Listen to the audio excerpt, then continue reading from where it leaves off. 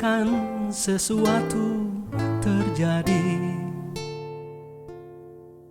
Ku percaya semua untuk kebaikanku. Bila nanti telah tiba waktu, ku percaya kuasa-Mu memulihkan hidupku.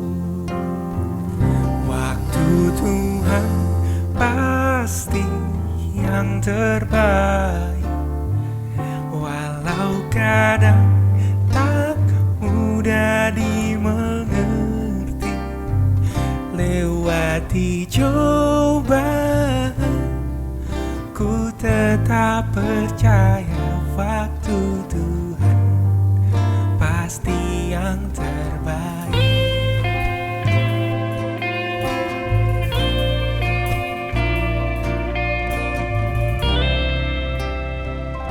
Bila Kau izinkan sesuatu terjadi,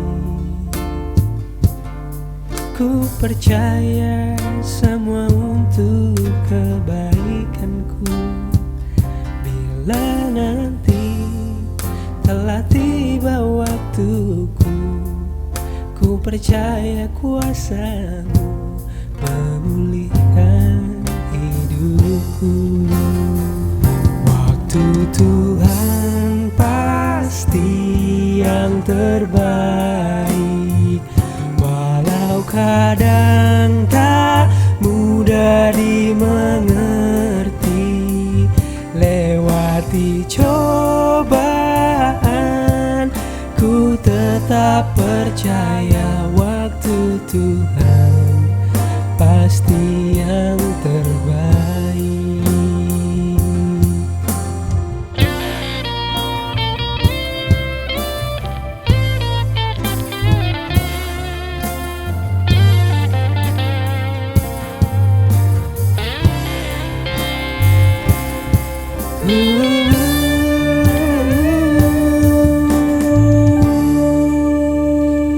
Waktu Tuhan pasti yang terbaik, walau kadang tak mudah dimengerti. Lewati cobaan, ku tetap percaya waktu Tuhan pasti yang terbaik. Lewati cobaan, ku tetap percaya waktu Tuhan pasti yang terbaik.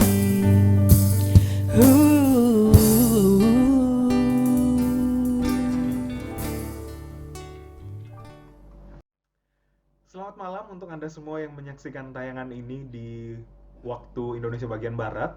Untuk Anda yang menyaksikan dari belahan dunia yang lain, saya ucapkan selamat pagi atau mungkin selamat siang. Dan selamat bergabung kembali di talk show Antara Kita. Terima kasih untuk Anda yang telah menyaksikan episode pertama dari talk show ini. Dan kiranya kita semua bisa diberkati dan juga belajar sesuatu dari perbincangan saya yang lalu, begitu ya, dengan para narasumber. Nah, untuk Anda yang mungkin punya ide tentang topik apa yang harus dibahas di sini, boleh nanti tinggalkan komentar di kolom komentar di bawah. Dan kalau mau menghubungi saya atau tim produksi saya juga silahkan, begitu ya. Dan saya juga ingin mengucapkan terima kasih kepada keluarga Bapak Saudara Sihombing yang sudah membuka talk show kita dengan lagu berjudul Waktu Tuhan, yang sudah terlebih dulu dipopulerkan oleh salah satu gereja di Jakarta, yaitu NDC Worship. Kita bersyukur juga banyak lagu dari NDC Worship yang boleh memberkati dan mewarnai puji-pujian kita semua. Baik, hari ini kita akan membahas istilah yang mungkin lebih populer di kalangan mereka yang suka pergi berolahraga di gym, yaitu istilah no pain, no gain. Nah, walau saya merekam video ini sendiri dari rumah, tapi obrolan saya akan ditemani oleh dua orang yang lain. Dan telah bergabung bersama saya lewat sambungan Zoom. Pertama ada Ibu Ruth Retnosari. Selamat malam Ibu Ruth. Saat ini, Selamat malam, oh, Willy. ya, Halo. saat ini beliau melayani di GKB, Gereja Kristen Bersinar El Bethel Kelapa Gading, sekaligus menjadi konselor juga ya Bu ya di gereja itu ya. Ya, betul. Nah, Ibu Konselor Ruth dan ini, pendoa. ya, pendoa juga. Nah, Ibu Ruth ini juga merupakan salah seorang pasien yang sudah sembuh dari COVID-19. Kita bersyukur untuk kesehatan Ibu ya. Ya, terima. Nah, sama seperti saya, Ibu Ruth juga berdomisili di Bekasi, sementara tamu saya yang kedua berada jauh di Malang. Ada Bapak Nikolas Kurniawan, selamat malam Pak. Halo, selamat malam. Nah, beliau saat ini melayani sebagai tenaga pengerja gerejawi. Kalau orang GKI biasanya langsung sebut istilah TPG ya. Ini dari GKI Bromo. Nah, sewaktu saya di Malang, saya sering jadi jemaat simpatisan di GKI Bromo juga nih. Dan terima kasih sudah bersedia bergabung bersama saya malam hari ini, Ibu Ruth dan Pak Niko. Salam juga untuk jemaat di GKB dan di GKI Bromo ya. Terima kasih. Oke, tadi di awal saya sudah sempat katakan bahwa tema kita adalah no pain, no gain. Apa tapi maksudnya? Mari kita ikuti terus obrolan kita ya. Izinkan saya mulai dari Ibu Ruth, karena kalau boleh dibilang Ibu Ruth ini mengalami pain yang sangat mendalam, penderitaan yang sangat mendalam begitu. Memang hari ini Ibu Ruth sudah sembuh dari COVID-19. Tapi sebenarnya Ibu Ruth juga kehilangan sosok suami yang sangat dikasihi karena COVID-19. Dan saya beserta tim dan juga para penonton ikut berduka atas kehilangan yang Ibu rasakan. Nah Bu, boleh nggak diceritakan kronologi ketika Ibu dan almarhum suami mulai sakit sampai akhirnya dirawat di rumah sakit? Ya, langsung ini, Willy. Silakan Bu. Oke. Tanggal 12 Maret, suami saya mulai sakit, batuk-batuk, flu. Terus saya langsung bawa ke dokter. Ternyata tidak berkurang ya. Sebenarnya kami sudah punya rencana mau ke Bali dan langsung ke Perth. Tiketnya semua sudah ada.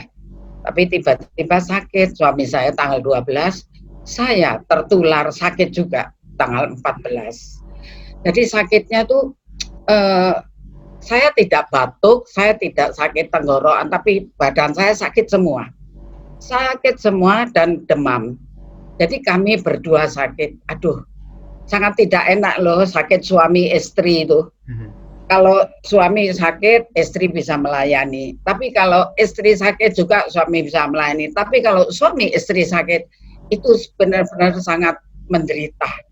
Kami tinggal sendiri, hanya dengan pembantu.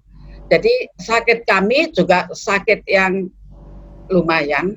Kepala sakit, badan sakit, dan suami saya ada demam. Nah, setelah tidak sembuh, saya bawa ke dokter, akhirnya kami ke UGD di Kelapa Gading ya. Jadi awalnya ke dokter, terus ke UGD Kelapa Gading, periksa darah dan lain sebagainya, dinyatakan virus dan bakteri. Kami bertanya, apakah kira-kira ini ke corona? Mereka bilang belum ada tanda-tanda ke sana. Kami diberi obat. Saat itu juga obat yang kami minum tidak membuat keadaan kami berdua ini baik ya, tetap kami sakit. Dan tanggal 14 itu saya bilang suami saya, aduh aku juga tertular ini. Jadi ye tidur di atas, Eka tidur di bawah, saya bilang gitu. Nggak taunya tengah malam, jam 12 malam, suami saya turun. Dia bilang, aduh aku sakit banget, kepala aku nggak tahan, Mam. Aku sakit sampai ke mata. Aku tidak bisa buka mata. Sedang tubuh saya juga sakit, saya harus cari obat. Sehingga dari kamar saya cari obat untuk sakit. Ternyata tidak menolong. Akhirnya jam 2 pagi, suami saya telepon anak saya memberitahu keadaan kami. anak saya tinggal di Bekasi juga, dan kita didoakan, kita coba, ternyata nggak bisa tidur. Jadi paginya kami harus ke rumah sakit. Jadi kami sebenarnya sudah selalu berobat sejak kami sakit, ya, ke dokter, ke rumah sakit, masuk UGD, ke rumah sakit lagi. Karena nggak sembuh, kayaknya masih tidak berkurang, kami ke rumah sakit lagi yang ada di Sunter. Dan pada saat itu tanggal 17 Maret, kami berdua sama-sama sakit. Kemudian dokter bilang kami harus opnam. Nah, opnam full kamarnya. Jadi hanya ada kamar kelas 1, satu kamar 3 orang. Suami istri nggak bisa campur karena laki sendiri, perempuan sendiri. Saya orangnya tidak gampang untuk tidur, ya, tidak mudah tidur. Dengan orang asing begitu, orang lain maksudnya yang tidak saya kenal, saya nggak bisa tidur. Padahal badan saya udah, aduh, sakit semua, demam. Akhirnya saya minta izin pulang sama dokter. Suami saya tetap tinggal di sana. Saya pamit, Pak, pulang ya, di sini. Aku mau istirahat di rumah aja. Saat itu juga tidak ada yang menyangka kalau kami kena COVID. Terus saya pulang, di tengah jalan saya muntah-muntah, saya sakit kepala, aduh, tambah nggak karu-karuan, ya. Saya sampai rumah semalam tidak tidur. Dan suami saya di rumah sakit dijaga anak laki-laki saya dijaga menantu perempuan saya, sama-sama kritisnya malam itu. Dan besoknya saya terpaksa harus masuk lagi di rumah sakit. Karena keadaan kritis, saya masuk di rumah sakit. Dan saat saya sakit di UGD, kira-kira jam 6,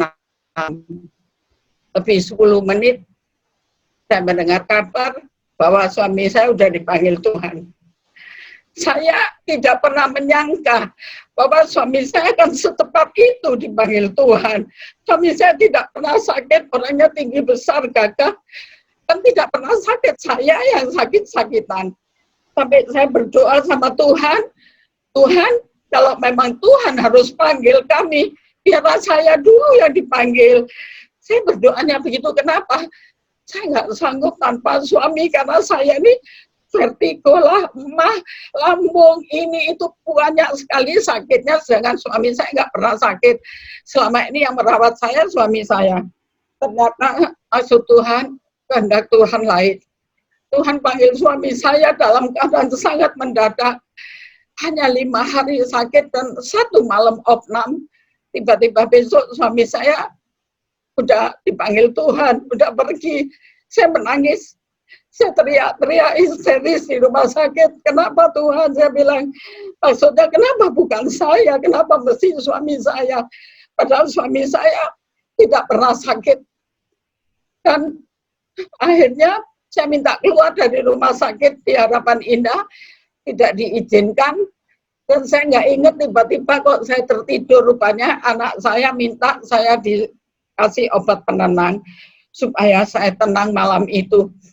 Dan besok paginya saya keluar, saya bilang, saya kepingin melihat jenazah terakhir suami saya. Ternyata suami saya sudah diduga COVID memang, meskipun belum diswab, jadi bronko-pneumonia. Dan rumah sakit mengatakan harus hanya 4 jam. Sudah harus keluar, sedangkan itu sudah jam 6 dimandiin dan lain sebagainya, jam 7. Harus dikubur, mana mungkin kubur malam-malam begitu. Jadi saya melihat kuasa Tuhan, mujizat Tuhan, kami bisa mendapatkan rumah duka, ya, bersyukur meskipun hanya semalam, dan besok pagi-pagi harus segera dikubur. Jam 6 pagi harus keluar dari rumah duka. Saya sebenarnya sudah punya tanah pekuburan, tapi enggak mau terima, ya, enggak mau terima, sehingga harus tanah pekuburan yang khusus. Akhirnya ada satu tanah di Pondok Rangun yang memang disediakan khusus untuk penderita COVID. Akhirnya suami saya dikuburkan di sana. Dan saat dikubur, saya memang malam itu saya bersama anak-anak, menantu, cucu. Setelah dari rumah duka kami tinggal di hotel supaya cepat pagi-pagi sampai di sana. Ternyata pagi-pagi saya nggak mampu. Saya nggak mampu untuk berdiri. Badan saya sakit semua, demam saya naik lagi. Saya nggak mampu, saya bilang saya nggak mampu. Saya nggak bisa ikut ke kuburan. Saya bilang saya nggak bisa. Akhirnya anak-anak saya memutuskan, Mama nggak usah ikut. Jadi Mama ditemenin sama anak menantu yang juga demam. Jadi saya punya anak 5. Ternyata anak 5 ini semuanya demam. Menantu saya 3 kena demam juga. Yang 2 karena 1 tinggal di Bali, yang 1 tidak terinfeksi. Bahkan sampai pembantu saya. Jadi keadaan kami pada saat itu benar-benar kami merasakan badai yang luar biasa melanda kami. Keadaan kami sangat kritis. Akhirnya setelah suami saya dikubur, saya ke dokter rumah sakit Dr. Sulianti Suroso, tapi full. Anak-anak saya cari rumah sakit yang ditunjuk pemerintah semuanya full. Akhirnya saya pulang. Saya pulang, keadaan saya tidak semakin baik. Keadaan saya semakin kritis. Anak saya tinggi, demam saya nggak turun. Anak saya yang bungsu menjaga saya, akhirnya bilang, ini Mama harus dibawa ke rumah sakit. Mama nggak bisa tinggal di rumah seperti ini karena keadaannya kritis, semalam nggak tidur. Kepalanya sakit, perutnya sakit, dan pinggangnya sakit. Akhirnya saya dimasukkan ke rumah sakit di Bekasi Timur. Saya bersyukur karena anak saya ada kenalan yang membuat saya diterima di sana. Waktu saya di sana, tadinya saya masuk ruangan VVIP, baru berapa jam. Ternyata hasil CT scan paru-paru saya keluar. Dan di situ jelek sekali, sudah putih semua. Paru-paru saya, keadaannya sangat buruk. Saya nggak boleh lagi tinggal di kamar, saya harus masuk ruang isolasi. Jadi tidak boleh ditemani, tidak boleh dijaga. Anak saya laki-laki minta izin sama kepala rumah sakitnya untuk menemani, karena anak saya bilang, dokter tolonglah saya, karena saya habis kehilangan papa saya nggak mau kehilangan mama saya. Saya nggak mau mama saya shock karena merasa sendiri, tidak boleh ada siapa-siapa di situ, tidak boleh ditemani. Juga suster dokter hanya suster dokter jaga, apabila dibutuhkan akan datang ke sana. Akhirnya keadaan saya semakin buruk. Sampai saya bilang sama dokter pada hari ke-4, demam saya nggak turun juga. Pada hari ke-4, kepala saya masih sakit, bahkan malah nafas saya sesak. Jadi saya diinfus, saya dipakai oksigen. Dan oksigen saya turun sampai 80. Saya trauma karena suami saya meninggalnya karena oksigennya ngedrop terus turun 60, dikasih oksigen tetap nggak bisa naik. Akhirnya suami saya lewat. Sehingga saya trauma memang karena oksigen saya juga turun terus ngedrop, tapi begitu dipasang tabung oksigen masih bisa naik. Saya bilang sama dokter, saya sudah keluar masuk rumah sakit 5 kali, tapi tidak sembuh-sembuh. Jadi saya tetap tidak bisa makan, saya tetap duduk sakit, tidur sakit, kepala sakit, demam sakit. Saya bilang, dokter buat apa saya diobatin? Sudah 5 rumah sakit, ini rumah sakit yang ke-5, tapi tidak bisa menyembuhkan saya. Saya bilang, keadaan saya masih seperti ini, dokter buat apa saya diobatin? Saya bilang begitu sama dokternya, tapi dokternya baik. Dia juga anak Tuhan, dia menguatkan saya. Ibu harus lihat anak-anak ibu. Anak-anak ibu berharap ibu sehat, ibu sembuh. Anak-anak ibu nggak mau kehilangan mamanya juga. Setelah kehilangan papanya, ibu harus semangat, ibu harus sembuh. Dia bilang seperti itu. Akhirnya mulai timbul semangat saya. Dan saat seperti itu saya bersyukur, saya punya Tuhan. Saya bersyukur, firman Tuhan mulai muncul dalam diri saya, bahwa roh Allah yang ada dalam dirimu jauh lebih besar daripada roh apapun yang akan menguasai kamu. Mau roh COVID, mau corona, apa, roh Tuhan lebih besar. Saya mulai, iman saya timbul. Kemudian kan saya lemes, nggak bisa makan, Will. Jadi saya tuh sampai hari itu nggak bisa makan sama sekali. Sesendok, 2 sendok saya buang. Semua makanan tidak enak dan asin. Ternyata mayoritas penderita COVID itu rasanya asin semua makanannya. Saya nggak bisa makan, perut saya mual terus seperti itu. Jadi benar-benar saya sangat menderita. Makanya saya sampai bilang, dokter, udah jangan diobati, dok, percuma. Keadaan saya sangat buruk. Jadi saya umur 70 tahun. Saya diserang COVID-19. Orang bilang kalau udah umur 60 tahun ke atas susah sembuh. Dan jiwa saya juga tertekan karena kehilangan suami. Jadi sebenarnya 3 faktor ini sudah sangat membuat saya lemah, sangat membuat saya dibayang-bayang maut. Saya bilang seperti itu, sudah saya syok, ditinggal suami, saya dalam keadaan umur sudah 70 tahun, kena serang COVID yang mengerikan itu. Ya. Tapi saudara, saat malam itu, setelah dokter bilang begitu, roh saya bangkit. Saya bilang, roh Allah yang ada dalam diriku lebih besar daripada virus COVID yang hanya kecil. Saya bilang, hidupku bukan, mati hidupku bukan di tangan COVID, tapi mati hidupku ada di tangan Tuhan. Saya berkatakan begitu. Terus saya juga bilang begini, berkata, manusia bukan hanya hidup dari roti, tapi dari firman yang keluar dari mulutnya Allah. Sehingga pada saat itu, mulai malam itu, saya teriak-teriak di ruang isolasi. Saya berdoa memanggil Tuhan Yesus, karena saya melihat obat-obat tidak menolong saya. Saya berdoa memanggil Tuhan Yesus. Saya memuji, menyembah Tuhan. Saya teriak-teriak sendiri di ruang isolasi itu terus. Dan saya berkatakan firman. Dan saya ingin bersaksi betapa dahsyatnya kuasa doa, pujian, penyembahan itu.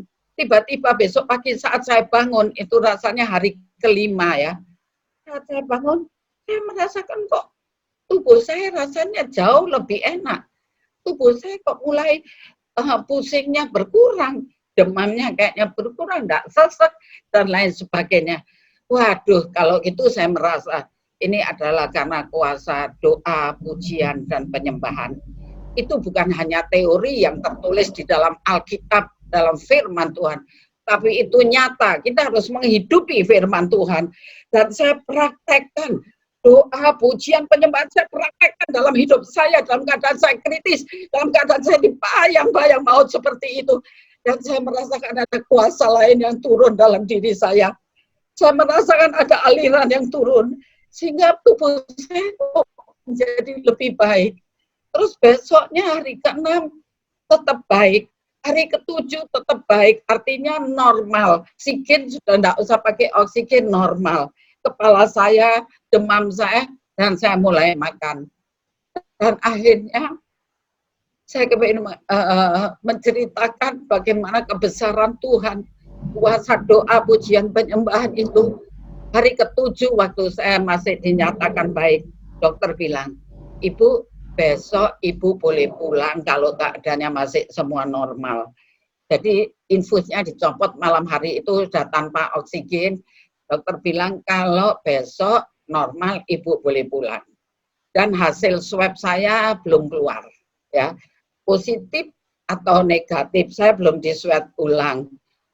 Terus karena semuanya normal, hari ke-8 yaitu tanggal 30 Maret saya diizinkan pulang dengan catatan saya masih harus mandiri isolasi di rumah 2 minggu. Jadi saya di rumah 2 minggu masih di kamar terus, Will. Jadi saya nggak boleh ketemu anak, saya nggak boleh ketemu siapa-siapa, dan rumah saya di Asia tropis seperti rumah sakit. Saya di bawah, anak saya suami istri di atas, kamar satunya, yang satunya suami istri di atas. Kami semuanya terkapar, bahkan sampai pembantu saya. Semuanya nggak bisa bangun. Anak saya yang sulung laki-laki sampai turun 8 kilo, mengangkat kursi aja nggak bisa. Dia begitu lemah, dia begitu nggak suka makan, semuanya sakit. Dan ternyata memang hasil CT scan-nya semua jelek. Bahkan sampai pembantu saya bersyukur kepada teman-teman, anak-anak rohani saya, tim doa. Begitu banyak yang mendoakan saya. Dan bukan hanya itu saja, begitu banyak yang ngirim vitamin. Dan ada ibu yang ngirim makanan ke rumah sakit, ke hotel, karena anak saya jaga di hotel. Bahkan ke rumah yang di Harapan Indah, karena semuanya terpapar. Jadi tiap hari kami dikirim makanan, sehingga kami bisa makan dengan baik, dengan makanan bergizi. Dan luar biasa, semuanya itu berangsur-angsur Tuhan menyembuhkan. Dan seperti Willy, Pak Nicholas, dan semua para pendengar melihat bagaimana saya sekarang dalam keadaan sehat. Bagaimana saya sekarang sama sekali tidak kelihatan seperti orang sakit tentunya. Ya, karena hasil swab saya juga sudah negatif. Hasil swab anak-anak saya sudah negatif. Itu yang di Rumah Sakit Bekasi. Dan saya ingin memastikan bahwa benar-benar negatif. Saya cek ulang di RSPAD Gatot Subroto, dan benar-benar semuanya dinyatakan hasil swab saya negatif. Kira-kira itu, Willy, yang ingin saya ceritakan, saksikan bagaimana sakit saya sampai sedemikian dan menyerang semua sekeluarga, dan bagaimana kita benar-benar berada diserang badai yang luar biasa, dan bagaimana kuasa Tuhan menjamah kami, anugerahnya menyembuhkan kami, sehingga kami semua sekarang dalam keadaan baik, dalam keadaan sehat, semua karena anugerah Tuhan. Mungkin itu kesaksian saya, Eli. Saya yakin ini pasti berat sekali. Waktu Ibu mengalami itu pasti saya yakin itu berat sekali. Bahkan saya juga ikut sedih tadi ketika Ibu menceritakan pengalaman Ibu begitu. Tapi kita bersyukur kepada Tuhan kalau memang Ibu sekarang sudah pulih, bahkan anak-anak juga tadi sudah sehat semua ya. Kita bersyukur untuk semua gitu. Nah, sekarang izinkan saya beralih ke Pak Niko. Pak Niko, tadi kita sudah dengar pengalaman Ibu Ruth. Saya yakin ini membawa kesedihan, bahkan kedukaan yang sangat mendalam begitu. Tapi pertanyaan saya, dari mana sebenarnya semua kesedihan yang dialami oleh Ibu Ruth, atau mungkin kesedihan yang dialami oleh kita semua gitu, ini dari mana gitu datangnya? Kalau misalnya ini semua dari Tuhan, bukankah seharusnya Tuhan mendatangkan hal-hal yang baik begitu, bukan yang jelek-jelek seperti ini? Gimana Pak Niko? Baik, Will. Kesedihan itu adalah bagian dari kehidupan. Kita punya perasaan, kita punya emosi, dan kesedihan adalah sesuatu yang natur sekali. Justru kalau kita tidak sedih karena penderitaan, itu ada sesuatu yang aneh. Gak mungkin orang menderita itu tuh tidak ada respon yang hancur ya. Kita contoh misalnya di Alkitab itu Ayub pada saat menderita, apakah lalu kemudian dia dengan gagah tanpa tangisan, tanpa air mata, lalu kemudian langsung instan dia mengalami kemenangan atau kebebasan dari penderitaannya? Kan tidak. Dia melewati lembah air mata, dia lewati lembah kelam juga. Dan itu merupakan, kalau secara natural memang kesedihan itu kita tidak bisa mengatakan itu sebagai sesuatu hal yang salah atau keliru. Contoh yang lebih jelas lagi, Tuhan kita, Yesus juga mengalami sedih. Dia pernah menangis juga melihat orang-orang yang berdosa, dia menangis juga pada saat Lazarus mati waktu itu. Dan kesedihan menurut saya itu adalah sebuah efek atau konsekuensi logis dari sebuah penderitaan. Hanya memang pertanyaannya tadi adalah bahwa seolah memang kita berpikir kalau itu diizinkan Tuhan atau itu memang asalnya dari Tuhan, kenapa kok negatif ya? Kita nilainya lihatnya positif negatif. Tetapi sebenarnya kesedihan itu adalah sesuatu konsekuensi logis yang menunjukkan bahwa kita adalah manusia serupa dan segambar dengan Allah. Sehingga kesedihan karena penderitaan pun begitu. Dan jangan lupa Alkitab mencatat dengan sangat tegas tentang tokoh-tokoh yang menderita, termasuk juru selamat kita, Yesus Kristus juga menderita. Tetapi yang menarik adalah kalau tema kita ini no pain, no gain, ya, kan kalau di dalam versi bahasa Indonesianya bersakit-sakit dahulu, bersenang-senang kemudian, kira-kira begitu ya. Atau bicara soal untuk dapat sesuatu kita harus berkorban ya, harus pain dulu baru kita gain. Itu pandangan umum ya. Tetapi saya baca beberapa artikel orang-orang yang mengatakan dan memprotes istilah itu, mengatakan saya kok pain terus, nggak pernah gain apa-apa. Tetapi sudut pandang iman Kristen justru berbeda. Sebenarnya pain tidak dipasangkan dengan gain, tapi pain dipasangkan dengan glory, kemuliaan. Bahwa kisah tadi Ibu Ruth, dia menderita, tetapi saya melihat tetap ada kemuliaan Tuhan yang beserta dengan dia lewat penderitaannya. Ini yang saya katakan penderitaan yang mulia. Jadi penderitaan itu ada yang mulia, ada yang tidak mulia. Ada yang tidak mulia itu adalah satu penderitaan karena dosa, karena memang dia salah, dia menderita konsekuensi dari penderitaan, dari kesalahan lalu dia menderita. Tapi penderitaan yang membawa kemuliaan itu adalah sebuah penderitaan yang pada saat penderitaan kita justru tidak ditindas oleh perasaan itu. Bukan tidak pernah sedih, kita tidak hancur dan hanyut dalam kesedihan, tetapi justru kita bisa mengalahkan itu. Jangan lupa Yesus mengatakan roh penurut daging lemah. Kalau kita ikutin keinginan daging, tadi saya terkesan dengan kesaksian Ibu Ruth yang disupport dan dipush oleh anak-anaknya, juga oleh kekuatan imannya, bahwa dia mau mengalahkan itu. Tapi sebenarnya yang dikalahkan bukan virusnya, tetapi mengalahkan diri sendiri untuk larut di dalam kesedihan itu sebenarnya. Sehingga dia akhirnya bisa menang melaluinya. Dan akhirnya kita lihat bagaimana hasilnya adalah satu kemuliaan Tuhan juga dinyatakan. Lewat sembuhnya ini, dia menderita. Tapi penderitaan yang, Yesus juga menderita, tapi penderitaan yang mulia dan untuk tujuan kemuliaan. Dan itulah, begitu juga kesedihan. Kesedihan juga ada yang mulia, ada yang tidak mulia. Orang yang sedih berlarut-larut atau sedihnya karena memang keinginannya tidak terpenuhi, itu bukan kesedihan yang dia. Nah, saya mau garis bawahi tadi ada penderitaan yang membawa kemuliaan dan ada memang penderitaan yang memang karena akibat kita sendiri begitu, karena dosa begitu. Dan saya memang jadi teringat bahwa di Imamat tuh ada konsep berkat dan kutuk begitu ya. Kalau taat akan diberkati, kalau berdosa, kalau nggak taat dia nanti akan dapat kutuk gitu. Nah kemudian pertanyaannya sebenarnya bagaimana kita bisa tahu bahwa penderitaan yang sedang kita alami ini bukan akibat dosa kita, tapi memang ini penderitaan yang Tuhan izinkan supaya mendatangkan kemuliaan. Nah bagaimana kemudian kita bisa membedakan itu, Pak? Sebagai seorang yang sudah sungguh-sungguh percaya di dalam Kristus, saya percaya bahwa pada saat dia mengalami penderitaan, dia itu akan dengan kekuatan Tuhan tentu saja akan menemukan bahwa apapun yang menimpa hidupnya, itu menempa hidupnya. Ya, apapun yang menimpa diri, itu menempa diri. Jadi kalau ditimpa itu kan kita habis gitu. Ya. Tapi ini ditempa itu sama, itu ditempa itu berarti kita dibentuk lewat penderitaan itu, lewat pain itu. Untuk supaya apa? Tujuannya bukannya gain, tapi glory.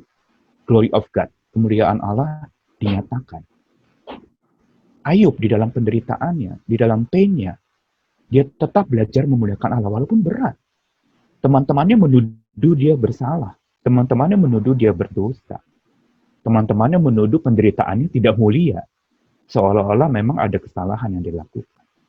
Tetapi penderitaan yang Ayub lihat, justru dia dengan iman yang dari Tuhan itu ditaruhkan dalam hatinya, menyebabkan dia melihat penderitaan itu bukan sebagai sesuatu yang menimpa atau menghabisi, tetapi sesuatu yang menempa, membentuk dia menjadi indah.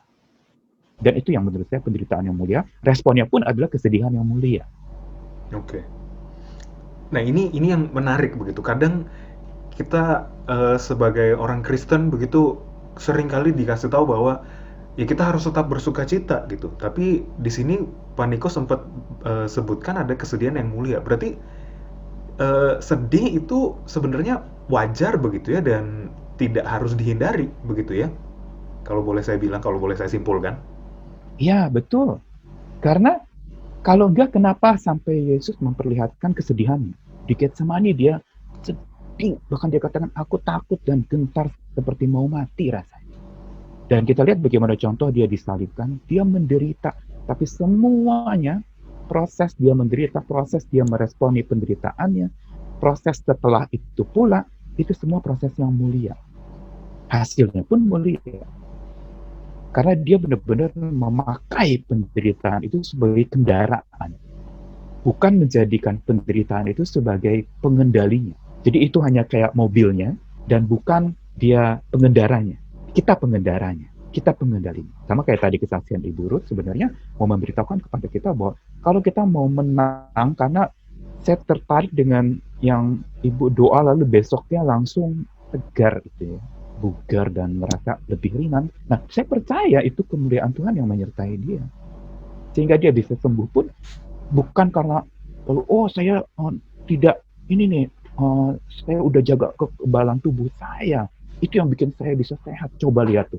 Wah, ini bukan satu kesembuhan yang mulia. Kesembuhan yang mulia adalah di mana Tuhan dimuliakan. Begitu juga penderitaan yang mulia ketika Tuhan dimuliakan. Begitu pula kesedihan yang mulia ketika Tuhan dimuliakan melalui kesedihan kita. Luar biasa percakapan kita malam ini. Saya pribadi baru hampir setengah jam mungkin sudah belajar sangat banyak begitu. Tapi kita akan break sebentar. Mungkin saya mau ngambil minum saya dulu, Pak Niko dan Ibu Ruth juga mau minum dulu. Mau ngambil snack juga silahkan gitu. Tetap di channel ini, jangan kemana-mana, tetap di antara kita.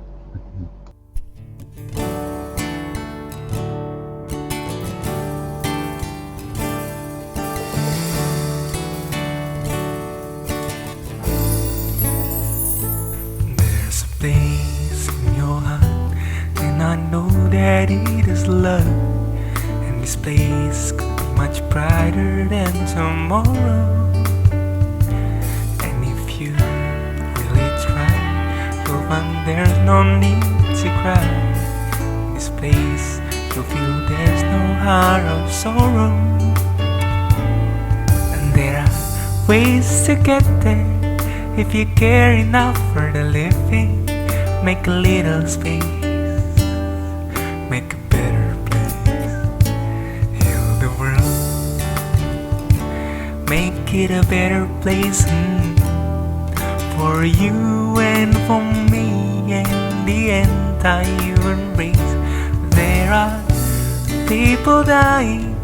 If you care enough for the living, make a better place for you and for me.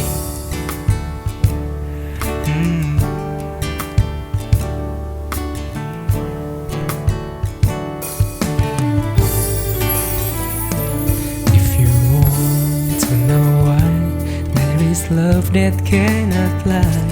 Love is strong, it only cares of joy forgiving. If we try, we shall see.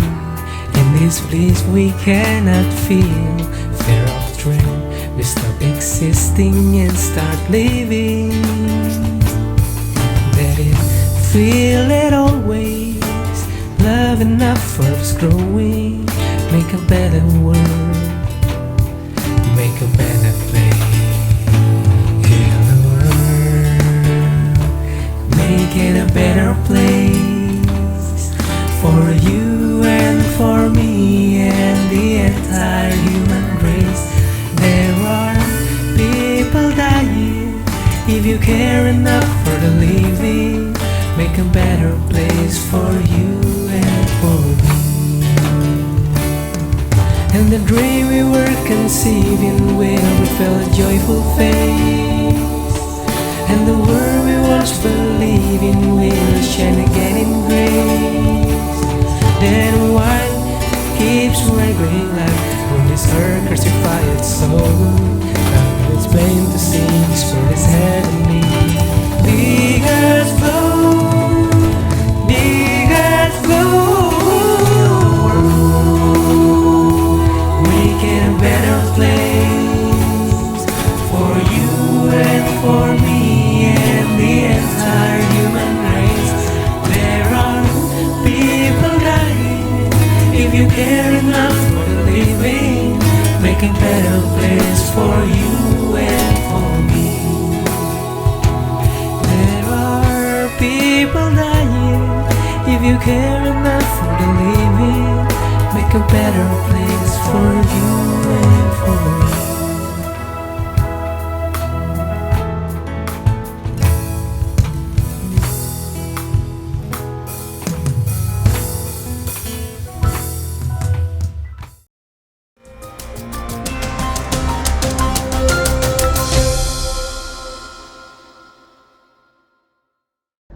Kembali lagi di antara kita bersama saya Willy.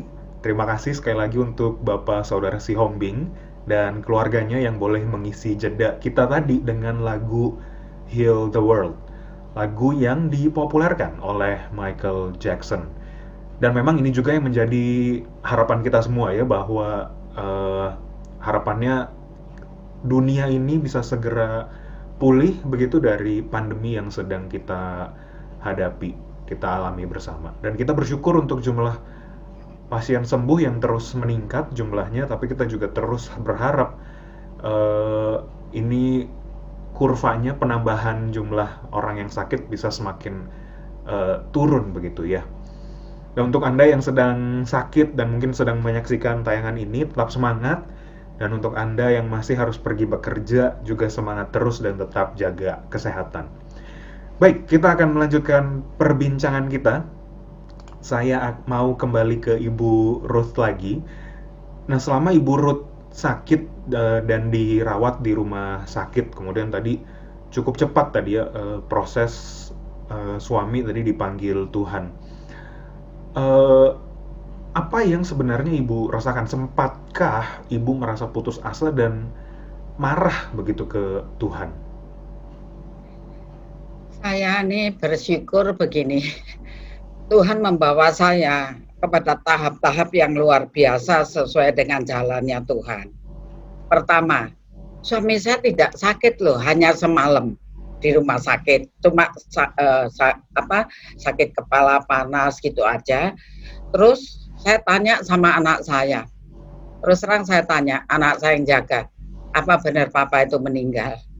Saya rasanya nggak percaya, soalnya nggak sakit, sehat, cuman begitu aja gitu. Saya tanya, apa betul papa meninggal? Siapa yang menyaksikan?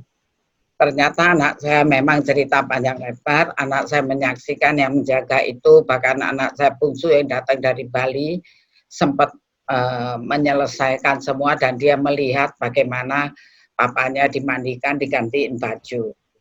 Terus dokter malah bilang begini, ini luar biasa, ini mujizat.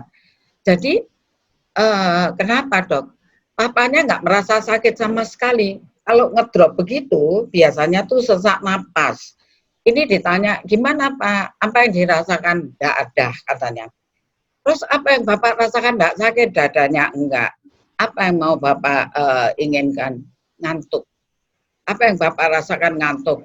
Jadi suami saya tuh tidur, langsung berangkat.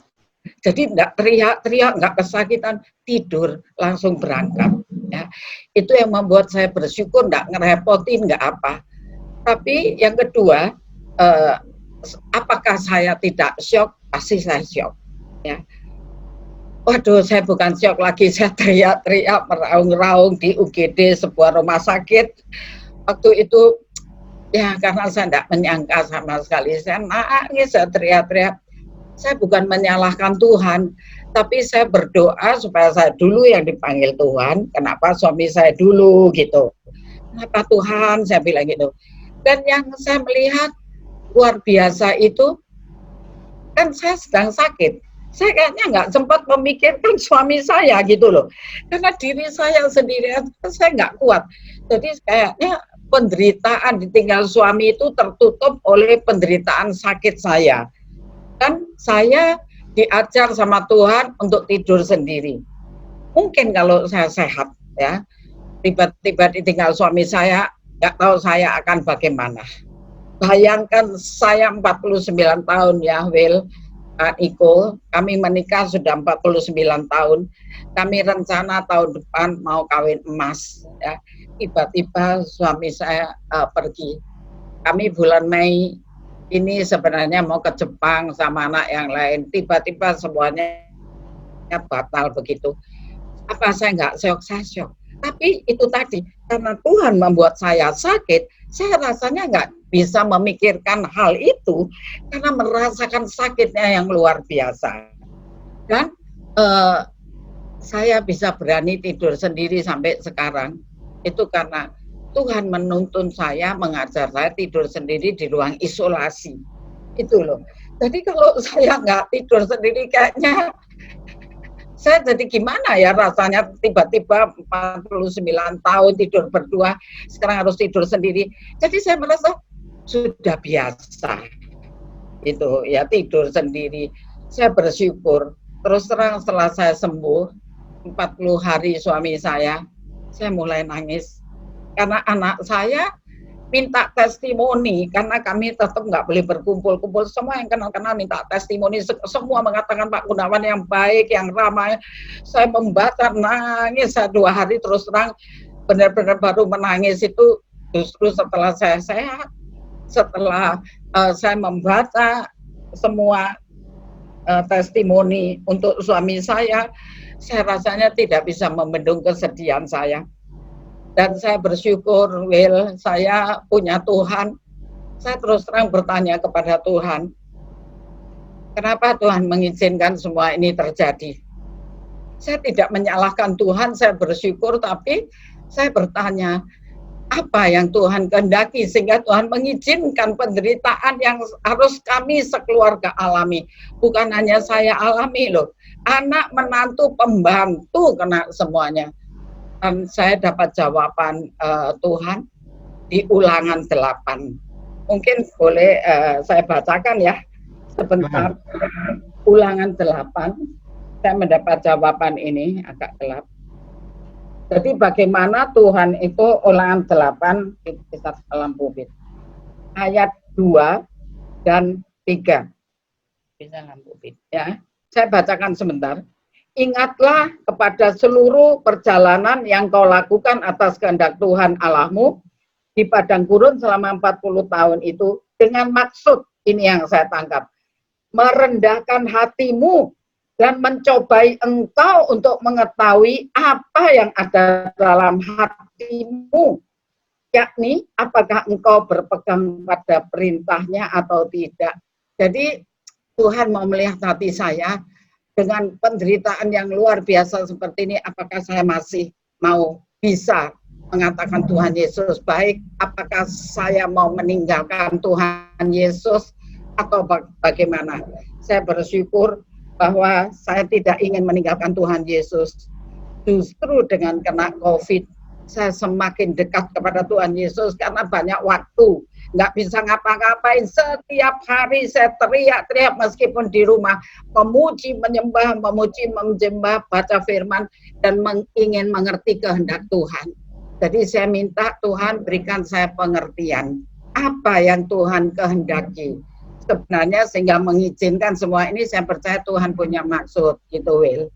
Dan ayat selanjutnya di situ kan dikatakan manusia bukan hanya hidup dari roti, tapi dari firman yang keluar dari mulutnya Allah. Makanya saya terus memperkatakan firman, dan firman itu sebagai makanan roh saya makanan rohani sehingga roh saya menjadi kuat dan mengangkat jiwa saya dan menyembuhkan tubuh saya. Itu kepercayaan saya, Will, dan saya bersyukur. Oke. Ya, itu jawaban. Baik, terima kasih Ibu. Kalau saya boleh artikan berarti Ibu memang pada akhirnya beriman bahwa ini yang Ibu alami semuanya memang dari Tuhan, dan ini Tuhan ingin mengajarkan sesuatu tadi ya, sesuai tadi yang Ibu kutip dari Ulangan. Izinkan saya ke Pak Niko gitu. Kita sudah bicara tentang penderitaan. Bagaimana kemudian peran iman sekarang? Apakah, Pak Niko, kalau kita beriman, kita percaya, kita yakin kita akan sembuh, kita pasti akan sembuh begitu? Dalam kasus Ibu Ruth memang kita bersyukur itu yang terjadi gitu. Tapi ada juga mungkin orang-orang yang sudah beriman seperti itu, tapi tidak juga mendapat kesembuhan. Bagaimana kemudian kita meresponi itu, Pak Niko?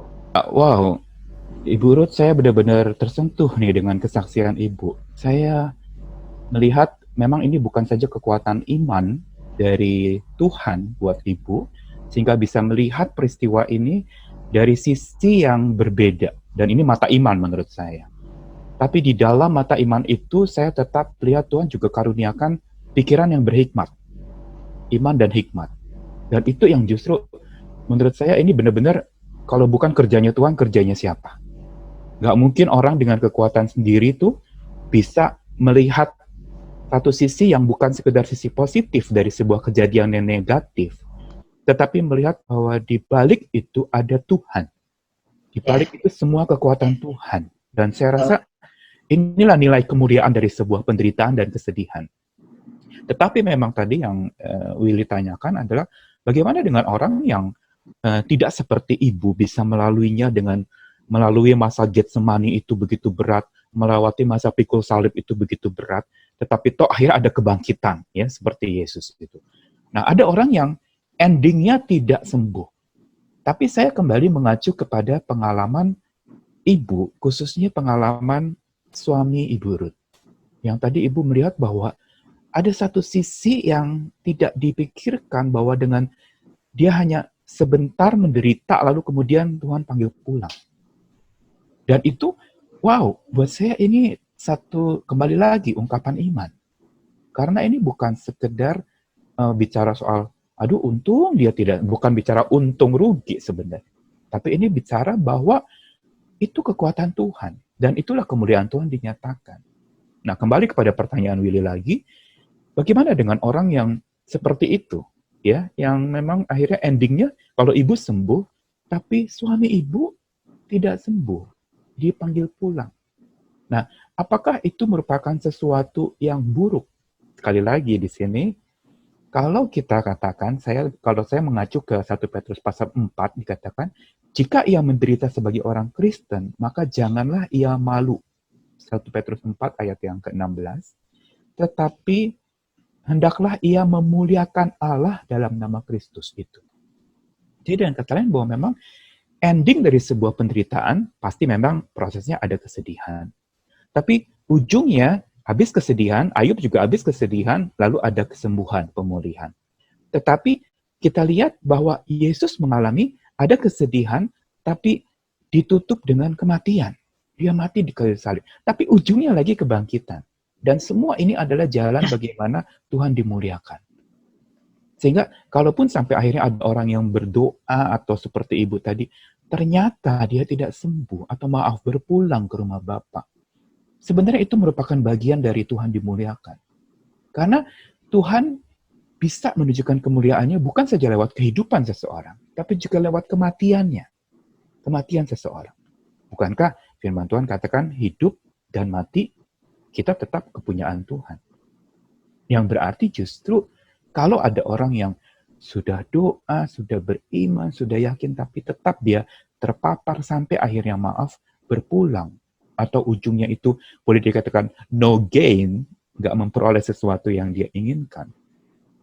Mungkin bisa terjadi. Tetapi justru selagi kemuliaan Tuhan dinyatakan melalui itu, bahkan kematian yang mulia menjadi kesaksian buat banyak orang.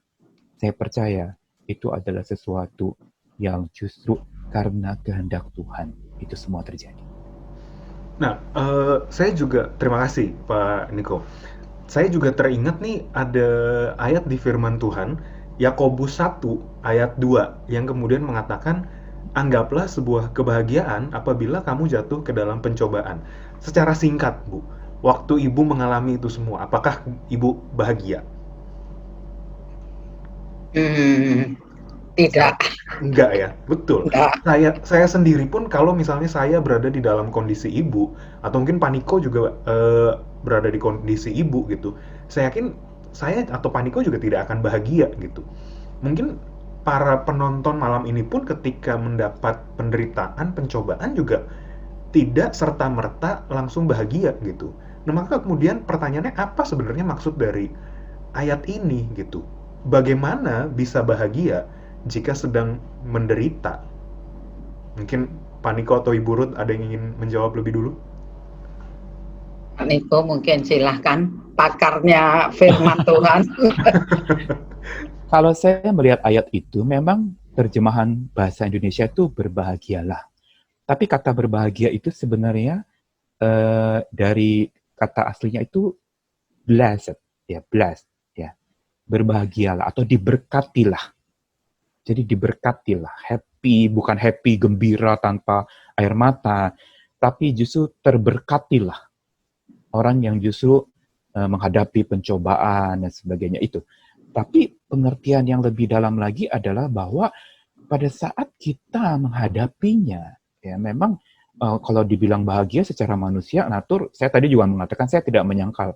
Orang Kristen bukan yang nggak boleh sedih. Masa sedih nggak boleh? Iya. Orang Kristen bukan nggak boleh hancur hati. Nggak gitu. Nggak ada Alkitab bilang kita nggak boleh nangis, nggak boleh sedih, nggak boleh susah hati. Nggak ada, Alkitab nggak bilang begitu. Tetapi sekali lagi ini bicara kemuliaan. Bila kita kehancuran kita atau ketidakbahagiaan itu, nama Tuhan dimuliakan. Saya percaya itu justru berbahagialah mereka yang menghadapi penderitaan itu. Ibu Ruth mau menambahkan mungkin? Kalau dari pengalaman pribadi aja ya Will, Silakan. dengan kesedihan atau masalah yang saya hadapi, saya mendapat banyak hikmah. Ini dari kehidupan sehari-hari ya. Ternyata orang sehat sekalipun bisa tiba-tiba pergi. Jadi saya terus terang dengan melihat kenyataan suami saya begitu, saya berjaga-jaga. Untuk apa? Saya mempersiapkan segala macam yang nantinya harus dialami, diurus oleh anak-anak. Jadi nomor ATM, nomor tabungan, rumah, ini karena atas nama saya ada ruko, ada mobil, itu saya harus tulis di sebuah buku catatan penting. Kalau tiba-tiba begini, anak saya bisa kalang kabut. Ya, jadi saya harus bersiap-siap dari segi harta benda duniawi dan jasmani. Saya juga memberikan warisan kepada anak-anak saya, warisan rohani dan jasmani. Warisan rohaninya apa? Singkat saja, kalau selama masih hidup, berbuat baiklah kepada pasangan hidup, kepada orang tua, kepada anak dan saudara. Karena kalau sudah ditinggal, seperti saya, tidak bisa terulang lagi. Kita menyesal, aduh kenapa dulu kok begini, kok enggak begini, kok enggak begitu. Udah nggak bisa. Kalau kita menyesal, kepingin, aduh saya kepingin melayani suami lebih baik, saya kepingin ini, udah nggak bisa, udah terlambat. Jadi selagi masih hidup, selagi ada kesempatan, layanilah pasangan hidupmu, layanilah orang tuamu, berbuat baiklah pada orang-orang di sekelilingmu. Kalau rohaninya, di masa pandemi ini, itu ada maksud Tuhan juga loh. Kita suruh berdiam diri. Karena Tuhan sedang mempersiapkan kita. Ya, dalam penderitaan ini Tuhan sedang mempersiapkan kita, memperkuat roh kita. Carilah Tuhan selagi dia bisa ditemui. Jadi justru dalam masa pandemi kita tidak boleh keluar rumah, harus di rumah saja. Apa yang bisa kita lakukan? Bersekutu dengan Tuhan. mencari Tuhan supaya roh kita kuat, karena ke depan menurut saya kita akan menghadapi masa yang sulit. Betul nggak Pak Niko kira-kira? Ya, kita akan menghadapi masalah yang sulit. Kita sekarang kesempatan untuk bersekutu dengan Tuhan, menguatkan roh kita, terikat dengan Tuhan sungguh-sungguh. Saat menghadapi masa yang sulit, kita tetap kuat. Itu yang saya dapat di balik penderitaan yang Ya, dan ini sangat sesuai sekali dengan 1 Petrus 4 ayat yang ke-19 dikatakan, karena itu baiklah mereka yang harus menderita karena kehendak Allah, menyerahkan jiwanya dengan selalu berbuat baik kepada pencipta yang setia. Jadi kalau tadi kembali bicara soal penderitaan bisa berujung dia sembuh, pulih, tapi bisa juga berujung sebaliknya, mungkin dia berpulang. Bukankah itu juga sebenarnya, bukankah bagi orang Kristen yang namanya kematian itu berjumpa kemuliaan Tuhan dalam kemuliaan? Dan berarti kematian bagi orang percaya sebenarnya bukan satu hukuman, tapi satu perjumpaan. Kita berjumpa dengan Tuhan langsung di rumah Bapa di surga. Dan itu yang tadi betul kata Ibu Ruth, bahwa memang kita perlu selalu bersiap. Kapanpun Tuhan mau panggil, kita harus siap dalam keadaan di mana iman kita tetap tengadah kepadanya. Kita tetap terus memuliakan nama Tuhan dengan apa yang ada pada kita. Selagi masih ada kesempatan, kita berbuat baik. Tapi bila kesempatan itu ditutup, dan berarti memang kita akan berjumpa dengan kemuliaan Tuhan secara langsung pada saat kita mati. Begitu. Baik, kita sudah berbincang cukup lama ini, dan mungkin kita sudah akan menutup saja talk show kita malam hari ini. Nah, mungkin di akhir dari perbincangan kita, Ibu Ruth ada yang ingin disampaikan kepada semua yang sedang menyaksikan talk show ini? Ya, pertama saya ingin menyampaikan kepada kalian yang masih terkena COVID, jangan takut, jangan ragu-ragu. Dekatkanlah dirimu pada Tuhan, pasti bisa sembuh. Meskipun COVID belum ada vaksinnya, belum ada obatnya, tapi Tuhan bisa menyembuhkan. Contohnya saya bukan hanya sekedar ngomong, tapi kenyataannya saya sembuh. Itu yang pertama. Yang kedua, selama saya sakit, saya sangat menyadari bahwa kita manusia itu rentan sekali, lemah sekali, gampang sebenarnya kalau mau mati, mau sakit. Itu sebabnya selama saya sakit, saya merasa harta benda itu tidak ada harganya. Jadi jangan kita membelanjakan uang kita dengan benda-benda mati. Tas branded, belawuan semua tuh di mall, sepatu branded, diobral-obral, belawuan semua, tidak ada gunanya. Saat saya sakit, tidak ada itu benda-benda branded yang bisa menolong saya. Yang bisa menolong apa? Relationship. Jadi berhubungan baik dengan keluarga tentunya, anak-anak, menantu, cucu saya, semua mendukung saya. Mama pasti bisa, mama pasti bisa. Itu yang memberi kekuatan kepada saya. Dan teman-teman, ya, teman-teman pendoa, sahabat-sahabat saya dalam Tuhan, itu benar-benar hubungan yang baik, menguatkan saya, menyembuhkan saya, dan itu pengalaman paling berharga, Bill. Jadi jangan membelanjakan uang hanya untuk barang-barang branded, tapi pakailah untuk membina hubungan baik dengan anak, menantu, cucu, sahabat-sahabat dekat, orang-orang dekat. Itu pesan saya. Tuhan memberkati. Terima kasih, Ibu Ruth. Nah, Pak Niko, sebagai pesan penutup, ke depan mungkin masih akan ada penderitaan.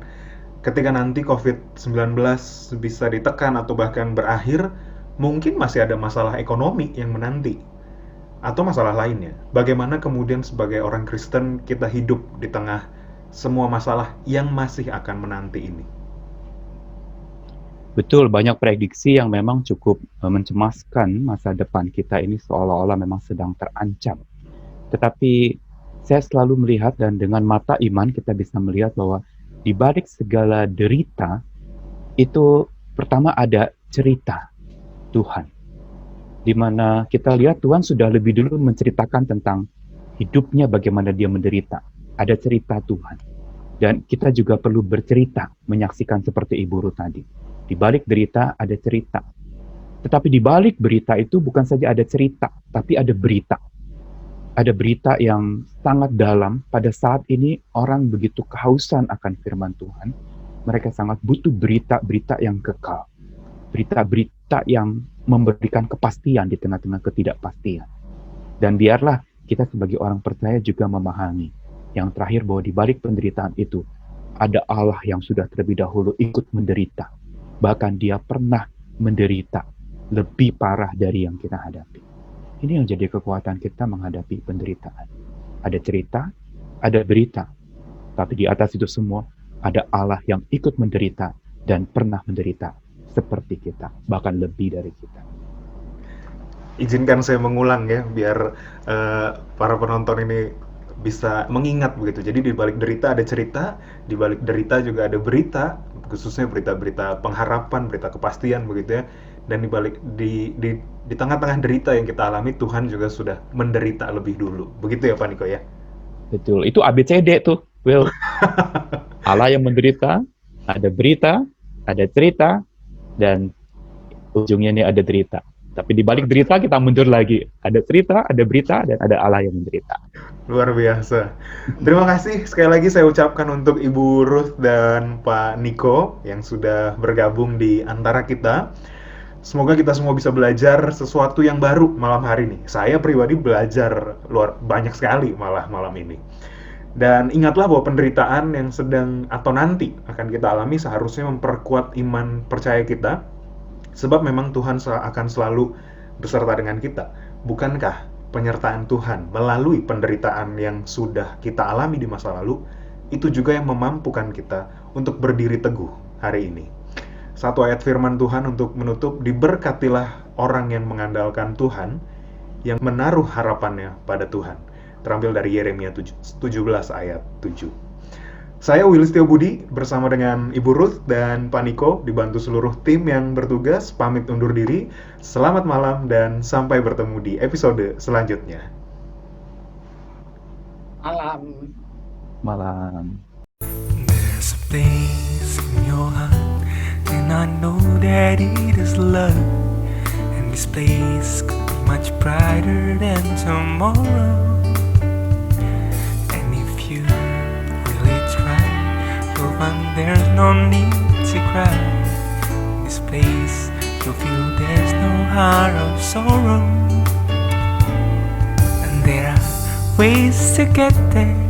If you care enough for the living, make a little space, make a better place, heal the world, make it a better place for you and for me and the entire human race.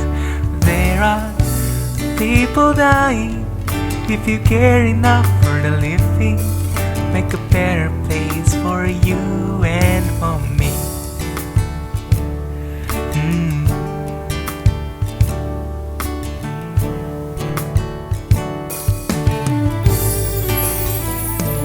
If you want to know why, there is love that cannot lie.